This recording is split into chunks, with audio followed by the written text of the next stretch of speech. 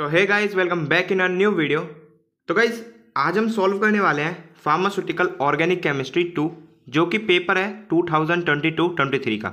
ठीक है, मतलब प्रीवियस ईयर का ही पेपर है एंड इसको आज हम पूरी तरह से कवर करने वाले हैं। देखो, सेक्शन ए जो 2 नंबर के क्वेश्चन आते हैं वो भी कवर करेंगे, सेक्शन बी जिसमें 10 नंबर के क्वेश्चन आते हैं तीनों को कवर करेंगे, एंड सेक्शन नंबर सी जिसमें 7 क्वेश्चन आते हैं सातों को कवर करेंगे। ठीक है, तो आज की वीडियो में आपको एक आइडिया मिल जाएगा, क्योंकि बहुतों का रिजल्ट डाउन गया है सिर्फ लिखने की वजह से। ठीक है, क्योंकि वो लिखकर ऐसा आते हैं कि ना तो कंटेंट फुलफिल हो जाता है एंड ना जो क्वेश्चन में पूछा है वो भी फुलफिल हो पाता है। ठीक है, तो आपको एक आइडिया मिल जाएगा अच्छी तरीके से कि कैसे लिखना है, कौन से सेक्शन के क्वेश्चंस में किस तरह से लिखना है, कितना पेज लिखना है, क्या कंटेंट लिखना है। ठीक है, सब कुछ पता चल जाएगा एंड हम ऐसे ही 3-3 साल के मैक्सिमम कवर करेंगे सारी सब्जेक्ट के। तो ये pharmaceutical organic chemistry 2 previous year 2022-2023 का है। अगर और जिस भी सब्जेक्ट का नेक्स्ट आपको चाहिए पेपर सॉल्व, आप उसको कमेंट कर सकते हैं। ठीक है, तो पहले बात करेंगे हम सेक्शन नंबर ए की। देखो, सिंपली इसमें 10 क्वेश्चन आते हैं। ओके, अब पहला क्वेश्चन देखिए क्या है। अब पहली बात मैं आपको एक बात ये बता दूं कि जो सेक्शन ए के जो होते हैं ना, ये 2 मार्क्स के होते हैं ईच। ठीक है, 2 मार्क्स ईच क्वेश्चन होते हैं, तो इसमें आप कुछ भी एक्स्ट्रा मत जोड़िए। ओके, टाइम वेस्टिंग है सिर्फ और सिर्फ, एक्स्ट्रा मत जोड़िए। अब देखो, जिसमें इसमें पूछा है सिर्फ हकल रूल, तो सीधे का सीधा हकल रूल बताइए, ना कि इसमें सारे एरोमेटिक बेंजीन का बता रहे हो, वो बता रहे हो, फलाना ढिकाना, कुछ भी नहीं। हकल रूल बताइए, 4 से 5 लाइन, 6 लाइन, 7 लाइन, जितना भी हकल रूल है उतना बताइए बस। ठीक है, ऐसा नहीं है कि एक्स्ट्रा जोड़ रहे हो। 2 नंबर के में आपको 2 से ज़्यादा 3 नहीं देगा, वो 2 ही देगा। ओके, तो मैं आपको बताने वाला हूँ कि कैसे ये क्वेश्चंस आपको लिखने हैं और क्या करना है। ओके, तो सबसे पहले हम क्वेश्चन नंबर 1 की बात करेंगे, जो कि है व्हाट इज हकल्स रूल। ठीक है, तो देखो, अगर देखो ये 2 तरीके से आता है, हकल रूल वाला क्वेश्चन आपके 2 तरीके से आता है। या तो सिंपल पूछ लेगा व्हाट इज हकल रूल, या पूछेगा डिफाइन एरोमेटिसिटी।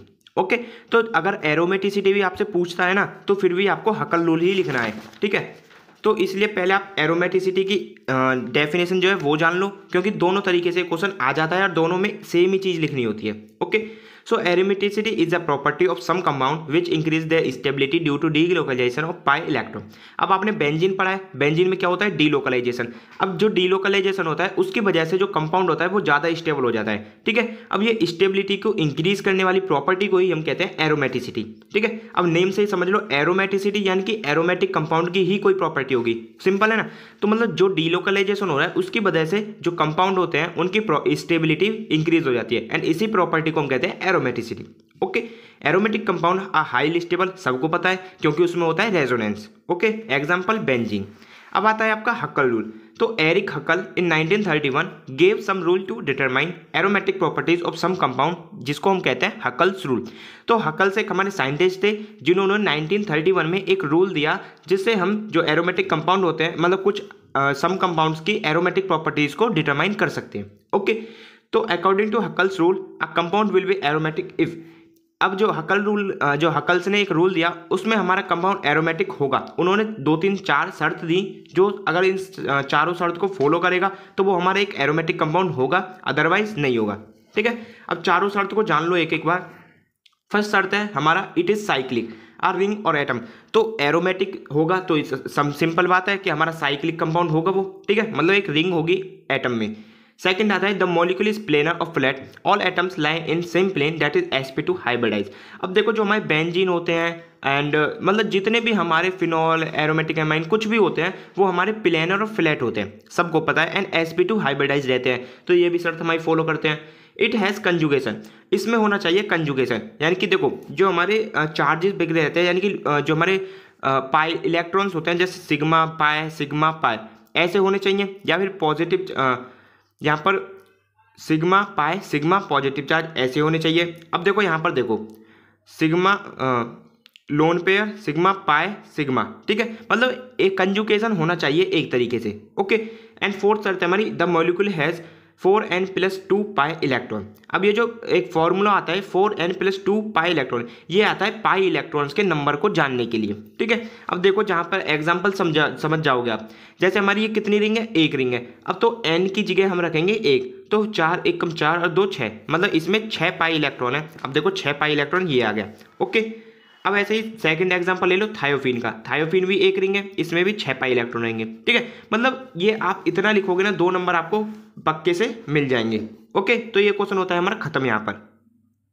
तो गाइस नेक्स्ट क्वेश्चन आता है हमारा give structure of DDT and it's use. तो सिंपल क्वेश्चन है, डायरेक्ट आप डीडीटी का स्ट्रक्चर बताइए एंड उसके यूजेस बताइए। ओके, तो देखो स्ट्रक्चर आपके सामने है। डीडीटी की पहले फुल फॉर्म जान लो, डाइफिनाइल ट्राइक्लोरो इथेन। तो मतलब dichloro 2 chloro group, diphenyl 2 phenyl group and trichloro ethane, यानी कि इथेन से ही 3 हमारे क्लोरो ग्रुप रहेंगे। तो 3 से जाएंगे तो CH4 होता है ना इथेन, तो 3 हाइड्रोजन एटम हट जाएंगे, 3 क्लोरो ग्रुप आ जाएंगे। ओके, मॉलिक्यूलर वेट इसका 354.40 ग्राम पर मोल होता है। एंड अब बात करेंगे इसके यूजेस की। तो सिंपल यूज है इसका, एक डीडीटी तो हमारा एक पावरफुल इंसेक्टिसाइड और पेस्टिसाइड होता है, जो गांव के बच्चे होंगे उनको सबको पता होगा। एंड ये जो डीडीटी होता है वो हमारे मॉस्किटोज को भी किल करने में यूजफुल होता है। ठीक है, चीप होता है, वेरी इफेक्टिव होता है, मलेरिया के मॉस्किटो को ज़्यादा मार देता है। But it is toxic for human and mammals. But ये जो हमारे लिए मैमल्स के लिए काफ़ी हार्मफुल होता है एंड टॉक्सिक भी होता है। ठीक है, तो सेकेंड क्वेश्चन आपका यहाँ पर खत्म होता हुआ। अब नेक्स्ट क्वेश्चन आता है आपका describe structure and uses of phenol. तो इसमें भी आपको फिनॉल का स्ट्रक्चर लिखना है एंड फिनॉल के यूजेस लिखने हैं। तो देखो फिनॉल तो डायरेक्ट आप लिख सकते हो, phenol is an aromatic compound in which a hydrogen atom of benzene replaced by OH group. तो सिंपल आपको स्ट्रक्चर भी पता है, फिनॉल आप बचपन से ही पढ़ते आ रहे हो। ओके, अब देखो इसके फिनॉल के बहुत सारे यूजेज हैं, आप कोई सा भी लिख सकते हो। ठीक है, जैसे हमारे बहुत ही पावरफुल एंटीसेप्टिक होता है जो हम लोशंस में डिटॉल में यूज़ करते हैं। प्रिजर्वेटिव होता है इंक्स के लिए and used for synthesis bakelite plastic and resin. जो हमारी बेकलाइट प्लास्टिक होती है, रेजिन्स होते हैं, उनके सिंथेसिस में भी काफ़ी यूज़ होता है। एक्सट्रैक्शन ऑफ न्यूक्लिक एसिड के भी, मतलब जो न्यूक्लिक एसिड होता है उसके एक्सट्रैक्शन में भी यूज़ होता है। और बहुत सारे इसके यूजेज हैं, आप कोई सा भी 3-4 जितने भी आप टाइम के हिसाब से लिख सकते हो। ओके गाइज, अब नेक्स्ट क्वेश्चन आता है हमारा डी, जो कि what is fat and oil, give example. तो फैट एंड ऑयल क्या होते हैं एंड उसके एग्जांपल। ठीक है, तो सिंपली पहले आपको लिखना है fat and oils are a type of lipid. तो सब ये तो एक कॉमन सी बात है, आपको लिखनी कंपलसरी ही पड़ेगी क्योंकि फैट एंड ऑयल एक टाइप होता है लिपिड का। ठीक है, फिर लिपिड क्या होते हैं वो बताओ। Lipid are the ester of fatty acid with alcohol and fatty acid. अब देखो यहाँ पर आ गया लिपिड ईस्टर होते हैं फैटी एसिड के एल्कोहल के साथ। अब ये फैटी एसिड क्या होते हैं वो बताओ। फैटी एसिड है carboxylic acid with hydrocarbon side chain. ठीक है, मतलब एक जो फैटी एसिड होता है उसमें कार्बोक्सिलिक एसिड होगा और एक हाइड्रोकार्बन साइड चेन होगी। ठीक है, तो सिंपली हम कह सकते हैं fat and oils are ester of fatty acid with glycerol. तो देखो जो हमारे फैट एंड ऑयल्स होते हैं वो ईस्टर तो होते हैं फैटी एसिड के, बस यहाँ पर जो एल्कोहल रहेगा वो ग्लिसरॉल रहेगा। ठीक है, एंड इसी को हम कहते हैं ट्राइग्लिसरॉल्डिहाइड। ओके, आप एक रिएक्शन से भी बता सकते हो, जैसे ग्लिसरॉल हो गया हमारा and 3 molecule of carboxylic acid हो गए, तो यहाँ पर हमारा बनाएगा fat and water molecule easily हट जाएगा यहाँ से। अब आप एग्जाम्पल लिखना चाहो तो आप लिख सकते हो, जैसे myristic acid, palmitic acid, stearic acid, oleic acid, linoleic acid. ठीक है, इनका फॉर्मूला आप लिखा हुआ है, आप देख लेना। तो इतना है हमारा ये फैट एंड ऑयल्स में, बस इतना लिखना है आपको। गाइस अब आता है next question, what is acid value, give its use. ठीक है, अब यूज जो है यानी कि यूज आप सिग्निफिकेंस लिख सकते हो इसमें। ठीक है, यूज, सिग्निफिकेंस, एप्लीकेशन सब सेम होता है। ओके, तो यहाँ पर सिंपली आपको एसिड वैल्यू की डेफिनेशन लिखनी है। तो एसिड वैल्यू क्या होती है। Acid value is the measurement of free fatty acid present in the fat और ऑयल। तो एसिड वैल्यू हमारी एक वैल्यू होती है जिससे हम मेजर करते हैं फ्री फैटी एसिड को, जो कि हमारे प्रेजेंट होते हैं फैट और ऑयल में। ठीक है, तो फैटी एसिड एल्कोहल के साथ जब रिएक्शन करते हैं, एल्कोहल कौन सा होता है हमारा, ग्लिसरॉल, तो बनते हैं हमारे फैट एंड ऑयल। अभी मैंने बता दिया पीछे। Some amount of fatty acid remain in fat and oil. अब कुछ अमाउंट जो फैटी एसिड की होती है वो रिमेन्स रह जाती है हमारी फैट एंड ऑयल। अब उसी को डिटरमाइन करने के लिए हमारे एसिड वैल्यू यूज होती है। सो ये वाली आपको डेफिनेशन पक्के से लिखनी होगी। ठीक है ना, क्योंकि ये एक साइंटिफिक डेफिनेशन है, इसके अलावा आपको नंबर नहीं मिलेगा। तो ये आप जरूर से रट लो या याद कर लो, जो भी आप पे हो। Acid value is defined as number of mg of KOH required to completely neutralize free fatty acid present in 1 gram of fat and oil। मतलब एसिड वैल्यू हमारा एक नंबर होता है mg of KOH रिक्वायर्ड, यानी कि कितने mg KOH required है completely neutralise करने के लिए फ्री फैटी एसिड को, जो कि प्रेजेंट होते हैं 1 gram of fat and oil में। ठीक है, and it is also known as neutralisation number और एसिड नंबर। इसको हम न्यूट्रलाइजेशन नंबर भी कहते हैं और एसिड नंबर भी कहते हैं। ओके, अभी हमसे 2 नंबर में ही पूछा गया है, तो सिंपली हम इसकी डेफिनेशन और इसके यूजेस बताएंगे। तो फर्स्ट है इसका एप्लीकेशन, सिग्निफिकेंस, यूज, जो भी आप बोलो। It measures free fatty acid present in the fat and oil. Simple, use to determine freshness of oil, and जो हम डिटरमाइन करते हैं फ्रेशनेस ऑफ ऑयल को इसकी ही मदद से। ठीक है, एंड रेंसिडिटी जो होती है ऑयल्स की, जो खराब बराब सड़ जाते हैं ऑयल, उनको भी इसी की वजह से चेक करते हैं। Edible oil should contain acid value less than 1%। जो हमारे एडिबल ऑयल्स होते हैं यानी कि खाने वाले ऑयल्स होते हैं, उनकी जो एसिड वैल्यू होनी चाहिए वो लेस देन 1% होनी चाहिए, ठीक है। Quality of fat and oil और storage condition is also checked. Pharmaceutical oil should not contain any acidity. Okay, तो ये हो गए इसके यूजेस। गाइस नेक्स्ट क्वेश्चन आता है आपका एफ, जो कि explain iodine value and its significance, ठीक है। तो इसको चलो अब देखते हैं आयोडीन वैल्यू को। तो सिंपल आपको डेफिनेशन लिखनी है और इसके यूजेस सिर्फ, ठीक है। तो iodine value is defined as the number of gram of iodine required absorbed by 100 gram unsaturated fat and oil and convert into saturated fat and oil। तो आयोडीन वैल्यू सिंपली हमारा number of gram of iodine होता है जो कि required होता है, absorb होता है 100 ग्राम अनसैचुरेटेड फैट एंड ऑयल के द्वारा, जो कन्वर्ट होते हैं फिर सैचुरेटेड फैट एंड ऑयल। यानी कि देखो ये जो अनसैचुरेटेड फैट एंड ऑयल है वो हमारा कन्वर्ट होता है सैचुरेटेड फैट एंड ऑयल में। अब इसमें कितने number of gram iodine required है, सिर्फ उसी को पता करने के लिए आयोडीन वैल्यू हमारी यूज होती है। The degree of unsaturation of fat and oil is measured by iodine value. Okay, तो ये हो गई आयोडीन वैल्यू की डेफिनेशन। अब इसके देख लो एप्लीकेशन सिग्निफिकेंस। फर्स्ट आता है हमारा indicate the degree of unsaturation in fat and oil. जो अनसैचुरेशन की डिग्री होती है उसको इंडिकेट्स, उसको मेजरमेंट करने के लिए इसका यूज होता है। Higher iodine value higher unsaturated the given fat, यानी कि जितनी ज़्यादा आयोडीन वैल्यू रहेगी उतना ज़्यादा अनसैचुरेटेड हमारा फैट होगा, ठीक है। मैंने वही दिखाया, जितना ज़्यादा हाई अनसैचुरेशन होगा उतनी ज़्यादा डेंसिटी हाई होगी, ठीक है। Also give the idea about the drawing character. जो हमारे ड्राइंग कैरेक्टर है उसको भी एक आइडिया दे देता है ये iodine value. Iodine value for non drawing oil 85 से 105 एंड ड्राइंग ऑयल्स के लिए 120 से ऊपर, ठीक है। तो ये हो गई हमारी आयोडीन वैल्यू की बात। अब नेक्स्ट क्वेश्चन है इसमें डिफाइन सैफोनिफिकेशन वैल्यू। तो सैफोनिफिकेशन वैल्यू को भी देख लेते हैं। तो देखो सैफोनिफिकेशन का मतलब क्या है, फैट एंड ऑयल होगा उसको हम रिएक्ट कराएंगे किसी भी बेस के साथ, यानी कि KOH हो सकता है, NOH हो सकता है, तो ये होती है हमारी रिएक्शन सैफोनिफिकेशन। अब ये आपको लॉन्ग में जानना है तो मैंने पूरे ये जो ऑर्गेनिक केमिस्ट्री है 5 यूनिट मात्र 15 वीडियोज़ में कवर कर रखा है, चैनल पर आप चेकआउट कर सकते हो जाकर, ठीक है।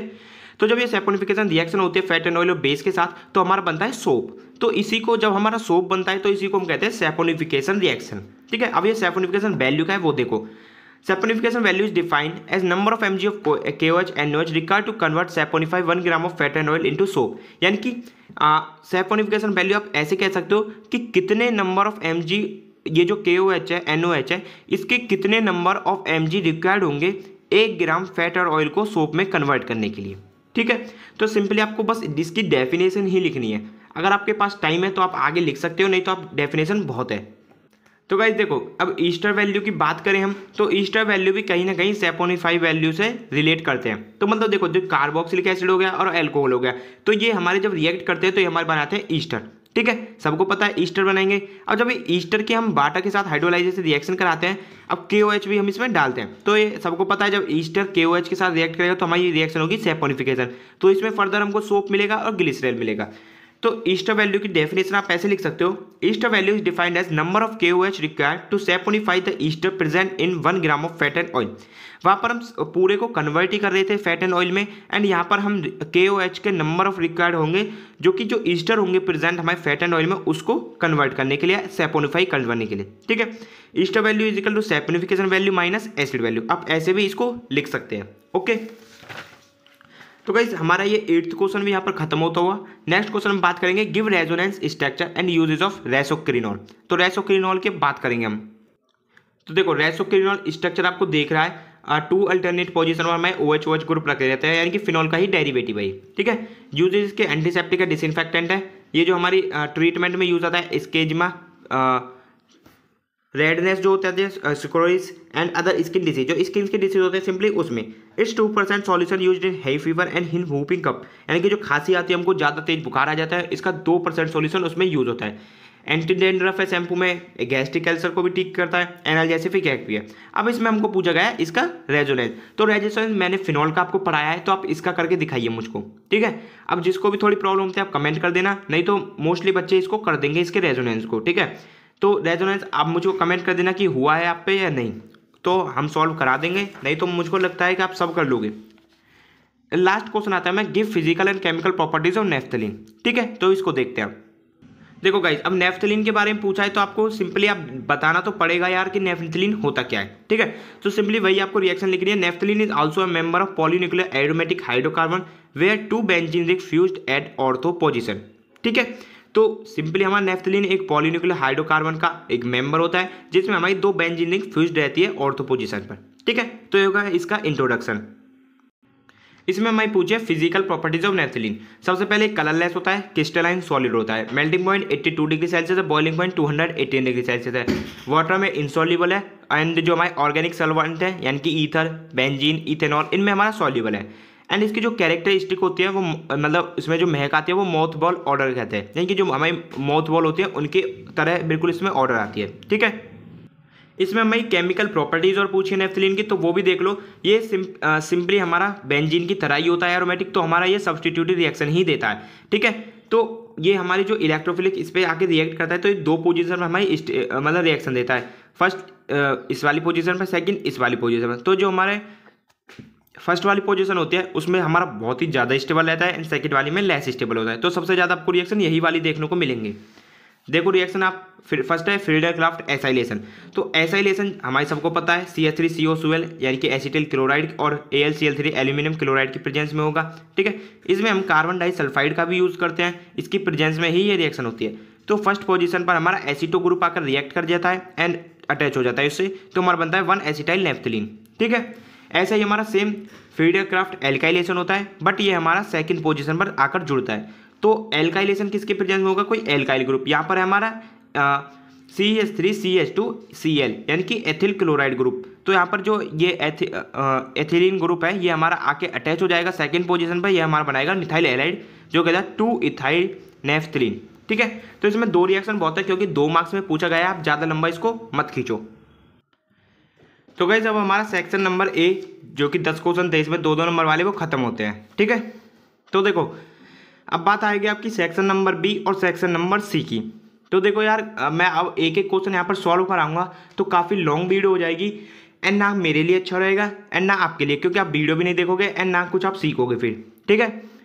तो ये जितने भी क्वेश्चन हैं मैंने ऑलरेडी कवर करा रखे हैं, प्ले लिस्ट आप चेक कर लेना जाकर, ठीक है, क्योंकि मैंने 5 यूनिट वहाँ पर कवर करा रखे हैं एंड ये सारे क्वेश्चन हैं इसमें। बस मैं इस वीडियो में आपको बता देता हूँ कि कैसे कौन सा क्वेश्चन आपको अटेम्प्ट करना है, क्योंकि गाइस जो क्वेश्चंस ये जो क्वेश्चंस हैं इसके जो आंसर हैं वे जो मैंने नोट्स में लिख रखा है अब वही मैं दोबारा लिखकर आपको दे दूं तो आपको भी अच्छा नहीं लगेगा, ना मेरे को ही ज़्यादा अच्छा लगेगा, क्योंकि मेरी भी टाइम वेस्टिंग है, आपको भी टाइम वेस्टिंग लगेगा, ठीक है। तो बस मैं आपको यहाँ पर एक नॉलेज दे देता हूँ कि कैसे क्वेश्चंस अटेम्प्ट करने हैं, बट जो कंटेंट है जो मेरे नोट्सों में है, जो मैंने आपको जो वीडियोज़ में लेक्चर्स में बताया है सो सेम वही लिखना है, ओके। तो देखो सेक्शन B में कम से कम हमारा 10 नंबर का एक क्वेश्चन होता है। अब इसमें 3 क्वेश्चन है, 2 करने होते हैं आपको एंड इसमें आपको 4 या 5 पेज लिखने होते हैं कंपलसरी, ओके। तो इसमें फर्स्ट क्वेश्चन आता है explain Baeyer strength theory of stability of cycloalkanes and gives its limitation. अब देखो जो कुछ बच्चे होंगे जो मतलब ऐसे ही जिन्हें ध्यान नहीं देंगे क्वेश्चन पे, अब वो क्या करेंगे, वो डायरेक्ट लिखेंगे यहाँ पर Baeyer strength theory, direct Baeyer strength theory लिखने लग जाएंगे। बट आपको क्या करना है, सबसे पहले आप लिखो साइक्लोएल्केन्स को। क्या करें, साइक्लोएल्केन होते क्या हैं, कुछ इनकी प्रॉपर्टीज लिख दो 2-4, फिर आप इनके 2-3 एग्जाम्पल लिख के दिखा दो, ठीक है। एक पेज आपका उसमें इजीली कवर हो जाएगा। फिर आप लिखो यहाँ पर बेयर स्ट्रेंथ थ्योरी। अब बेयर स्ट्रेंथ थ्योरी के बारे में थोड़ा बताइए, फिर उसके जो साइंटिस्ट थे बेयर इन्होंने क्या बताया वो बताइए, फिर 2-3 इसके एग्जाम्पल लिखे, खूब बड़े बड़े इसके एग्जाम्पल हैं एंड ईजी हैं, ठीक है। 2-2.5 पेज में वो कवर, फिर इसकी लिमिटेशन लिख दो आधे पेज पर, 4-5 पेज इजीली कवर हो गए। तो थोड़ा क्वेश्चंस को ध्यान से पढ़िए एंड डीपली जाइए क्वेश्चन में, ओके। तो आपको पता चल जाएगा कि किस तरह से लिखना है। अब सेकंड रिएक्शन यहीं पे देख लो, explain Sachse Mohr theory give reaction of cyclopropane and cyclobutane only. तो यहाँ पर ये तो इजीली काफ़ी बड़ा खुद ही क्वेश्चन है, क्योंकि यहाँ पर सैक्सेमेयर थ्योरी ही 2-3 पेज की है वो लिखनी है, फिर आपको रिएक्शन बतानी है साइक्लोप्रोपेन की एंड साइक्लोब्यूटेन की। ये तो काफ़ी बड़ा वैसे ही क्वेश्चन है। फिर नेक्स्ट क्वेश्चन आता है explain synthetic and other evidence in the derivation of structure of benzene. तो यहाँ पर देखो पूरा क्वेश्चन पढ़ो एंड लास्ट में आप एक राज छुपा हुआ है इसमें बेंजीन। तो सबसे पहले तो बेंजीन के बारे में ही बता दो 1 से 1.5 पेज, ठीक है। फिर बेंजीन के जो आपको एविडेंस देने हैं, तो सबसे पहले क्या पूछा है, सिंथेटिक एविडेंस। तो यहाँ पर फर्स्ट ऑफ ऑल आप सिंथेटिक एविडेंस दो इसके 1 पेज या 1.5 पेज में वो कवर। फिर इसके अदर एविडेंस। अब अदर में कुछ भी लिख सकते हो आप, अदर एविडेंस होना चाहिए तो आप एनालिटिकल एविडेंस लिखो, जो मैंने नोट्स में दिया है सिंपल तरीके से, 1.5 पेज में वो कवर। फिर कुछ और भी एविडेंस है वो भी दे दो। अब यहाँ पर आपका क्वेश्चन पूरी तरीके से कवर एंड बहुत ही ईजी वे में, ठीक है। तो 10 नंबर वाले आपके क्वेश्चन कवर हो गए। अब आपको पता चल गया कैसे लिखना है। अब आते हैं आपका बात सेक्शन नंबर सी पर। तो यहाँ पर आपको सेक्शन सी 5 क्वेश्चन करने होते हैं, 7 आते हैं एंड ईजिली 7 पंजे 35 मार्क्स का ये पूरा सेक्शन होता है। ओके, इसमें आपको 3 से 4 पेज कंपलसरी करने ही होते हैं, जब भी आपको अच्छे नंबर मिल पाएंगे। तो फर्स्ट क्वेश्चन आता है इसमें, give structure synthesis reaction and uses of anthracene derivative. तो सबसे पहले तो बताइए कि एंथ्रासिन होता क्या है वो, फिर इसका स्ट्रक्चर, सिंथेसिस, रिएक्शन, इसके यूजेस। तो ये तो वैसे ही काफ़ी बड़ा क्वेश्चन हो जाएगा, आप इसको ईजिली कर सकते हो। सेकेंड आता है फिर explain structure and uses of saccharin, BSC and chloramine. तो सबसे पहले तो बताइए कि सैकरीन होता क्या है, फिर इसका स्ट्रक्चर बढ़ाइए, ठीक है। एरोमेटिक है तो आप इसमें रेजोनेंस भी दिखा सकते हो, मतलब थोड़ा दिमाग से सोचिए कि आप क्वेश्चन को बड़ा कैसे कर सकते हो। ओके, अब ऐसा नहीं कि सैकरीन आ रहा है आप बेंजीन लिख रहे हो, तो ये तो ईजिली गलत है, तो सिंपली वो तो नंबर नहीं देगा वहाँ पर। बट सैकरीन है, सैकरीन में आप रेजोनेंस दिखा सकते हो, इसका स्ट्रक्चर बना सकते हो, फिर थोड़ा बता सकते हो इसके मॉलिक्यूलर फॉर्मूला, मॉलिक्यूलर वेट आप खुद ही मतलब वहाँ पर कैलकुलेट करके बता सकते हो। फिर इसका यूजेस आप बता सकते हो। एक पेज कवर हो जाएगा इसमें, एक BSC में, एक क्लोरामाइन, 3 पेज यहाँ पर कवर हो गए, ठीक है ना। फिर नेक्स्ट क्वेश्चन आता है, define aromatic amines and give resonance structure of aniline. तो देखो ये आता है आपका मस्त से मस्त क्वेश्चन। यहाँ पर क्या पूछा है, define aromatic amine and give resonance structure of aniline. तो देखो 7 नंबर में क्वेश्चन है, आप अगर क्वेश्चन के अकॉर्डिंग चलोगे तो बिल्कुल कंटेंट फिल नहीं होगा। आप पहले करिए यहाँ पर एरोमेटिक एमाइंस को डिफाइन, ठीक है। तो एरोमेटिक एमाइंस क्या होते हैं, डिफाइन कर दिया आपने अच्छी तरीके से, खूब अच्छी तरीके से डिफाइन करो। यहाँ पर फिर एग्जाम्पल लिखो 3-4 एरोमेटिक एमाइंस के। फिर क्या पूछा है, give resonance structure of aniline. तो यहाँ पर फिर एनिलीन बता दो, ये भी हमारा एरोमेटिक एमाइन होता है, इसका फॉर्मूला ये होता है। फिर इसमें आप बताइए कि एनिलीन हमारा बेंजीन की तरह ही, बेंजीन का ही डेरिवेटिव होता है, तो इसमें भी रेजोनेंस देखने को मिलेगा। अब रेजोनेंस के कारण हमारा डीलोकलाइजेशन होता है, जिससे हमारी स्टेबिलिटी बढ़ जाती है एरोमेटिक कंपाउंड्स की। मतलब लाइन बनाइए आप, फिर आप रेजोनेटिंग स्ट्रक्चर इसका बनाइए। एंड अगर वहाँ पर थोड़ा सा पेज बचता है तो आप इसकी physical properties, chemical properties, uses वगैरह भी लिख सकते हो। ओके, नेक्स्ट क्वेश्चन आता है, give structure synthesis and importance of diphenyl methane. तो ये हमारा पॉलीन्यूक्लियर हाइड्रोकार्बन है, आप इसको बताइए डाइफिनाइल हमारा क्या होता है, फिर इसकी स्ट्रक्चर, सिंथेसिस एंड इंपोर्टेंस। तो ये तो काफ़ी बड़ा वैसे ही क्वेश्चन है। ओके, नेक्स्ट क्वेश्चन है, why phenol are acidic in nature, explain effect of substituent और एसिडिटी ऑफ फिनॉल। तो देखो काफ़ी मजेदार क्वेश्चन आ जाता है ये, फिनॉल का पूरा पता है ना इसमें, तो फिनॉल क्या होते हैं वो बताइए, इसका स्ट्रक्चर बना दीजिए। फिर आप एक पॉइंट यहाँ पर दे रखा है जो मेन क्वेश्चन है, why phenol are acidic in nature. तो ये काफ़ी इंटरेस्टिंग है, मतलब कहानी सी समझी होगी जिसने मैंने बताई है उसको काफ़ी अब तक याद होगा। तो आपको ये बताना है कि फिनॉल हमारे एसिडिक क्यों होते हैं ज़्यादा नेचर में, फिर इसका इफेक्ट आपको बताना है substituent on acidity of phenol. तो 3 से 4 पेज आप इसमें कवर कर सकते हो, ये तो काफ़ी आसान है। ओके, फिर नेक्स्ट क्वेश्चन आता है आपका बहुत ही इजी और बढ़िया क्वेश्चन है, what is principle and procedure involve in estimation of acid value of fat and oil. तो ये तो एसिड वैल्यू के बारे में पूरी बात है, मैंने डायग्राम की मदद से इजी वे में पूरा बताया है गाइस, पूरा, ठीक है। तो आप उसमें बता सकते हो, एसिड वैल्यू इजीली कर दोगे आप, 3 पेज इजीली भर जाएंगे इसमें। आप मेरे नोट्स एक बार पढ़कर देखना, आपको खुद ही अच्छा लगेंगे। नोट्स हमारे टेलीग्राम ग्रुप पर 5 यूनिट कवर हैं एंड यूट्यूब पर लेक्चर्स इसके ऑलरेडी हैं। नेक्स्ट आता है फिर explain structure and medicinal uses of phenanthroline and triphenylmethane. तो यहाँ पर भी फिनेंथ्रेलिन और ट्राइफिनाइल मीथेन के बारे में जितना भी आपको पता है सब कुछ लिख डालो, ठीक है। तो देखो आपको पता चल गई, आपको थोड़ा पता चल गया होगा कि कैसे लिखने हैं क्वेश्चन, कैसे कंटेंट आपको फुलफिल करना है। अब ये 2 नंबर वाले तो मैंने सॉल्व करके ही बता दिए हैं, बाकी इनके आपको नोट्स लेने हैं तो हमारे टेलीग्राम ग्रुप पर आप ज्वाइन कर सकते हो, फ्री ऑफ कॉस्ट आपको नोट्स मिलेंगे। एंड आपका कोई भी क्वेश्चन समझ में नहीं आ रहा है तो ईजिली मैं आपको एक बता देता हूँ कि देखो ये क्वेश्चन है हमारा 5th यूनिट का, ये भी हमारा 5th यूनिट का है, ये हमारा 1st यूनिट का, ठीक है। ये भी हमारा 4th यूनिट का है, ये हमारा 1st यूनिट का है, ये हमारा 2nd यूनिट का है, ये भी हमारा 4th यूनिट का है, एंड ये हमारा 2nd, एंड ये हमारा 3rd, एंड ये हमारा 4th। तो कोई सी भी यूनिट का क्वेश्चन आपको नहीं समझ में आ रहा है तो आप एक बार देख सकते हो जाकर हमारे प्लेलिस्ट में। प्लेलिस्ट की लिंक मैं चलो डिस्क्रिप्शन में दे दूंगा। ओके, तो मिलते हैं किसी नए पेपर के साथ। अगर आपको किसी और सब्जेक्ट का पेपर चाहिए, कौन सी ईयर का चाहिए, आप एक बार कमेंट कर देना, मैं उसको भी सॉल्व करा दूंगा, ठीक है। तो गाइस तब तक के लिए bye bye, take care, have a nice day.